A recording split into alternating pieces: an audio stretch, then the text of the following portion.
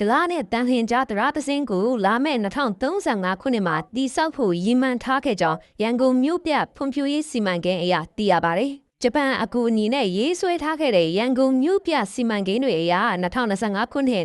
2035ခုနှစ်တွေမှာပြီးစီးရမယ့်မြို့ပတ်လမ်းတွေနဲ့တရားတွေပါဝင်ပါတယ်။ရန်ကုန်ဒလတရားကြီးကို2025ခုနှစ်မှာပြီးစီးရမယ်လို့တွက်ချက်ခဲ့ကြပြီးဒလတန်ဟင်တရားကိုတော့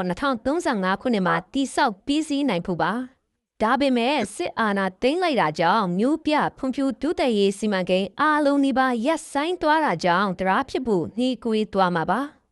စီမံကိန်းတွေအရဆိုရင်ရန်ကုန်ဒလတန်ထင်တို့ကို MRT, BRT စတဲ့မြို့ပတ်ရထားလမ်းတွေပါတိုးချဲ့လာမဲ့မြို့စနစ်နဲ့အညီတိဆောက်သွားဖို့ရှိနေပါတယ်။ဒါပေမဲ့စစ်အာဏာသိမ်းမှုကြောင့်တိုင်းပြည်ဖွံ့ဖြိုးရေးအစီအစဉ်အားလုံးဟာရပ်ဆိုင်းသွားကုန်တာကြောင့်2050ခုနှစ်ထိတိုးတက်ဖို့မတိချတော့ပါ။ရန်ကုန်ဒလတရားတောင်တောင်ကူရီးယားအကူအညီနဲ့အရက်သားအစိုးရခေတ်မှာတိဆောက်ခဲ့တာကြောင့်သာအခုလိုပြီးစီးသွားခဲ့တာဖြစ်ပါတယ်။2021-2025ခုနှစ်တွေအတွင်းရန်ကုန်မြို့ပြစီမံကိန်းအတွက်လုံးရမဲ့စီမံကိန်းတွေလန်ဒရာတိဆောက်ရေးတွေအားလုံးရပ်ဆိုင်းသွားခဲ့ပါတယ်။ပုံမှန်ဆိုရင်ဒလဒရာပြီးတာနဲ့ဒလတန်ဟင်ဒရာတိဆောက်ရေးကလွတ်ဆောင်ရတော့မှဖြစ်ပြီးဒီလိုဝါစိတ်ကန်းရဲ့အပေါ်ဖက်မှာရှိပါတယ်။တရားတွေဒါမကရန်ကုန်မြို့ကိုဝိုင်းပတ်မဲ့မြို့ပတ်လန်းစီမံကိန်းတွေလည်းအကုန်ရပ်တန့်သွားခဲ့ပါတယ်။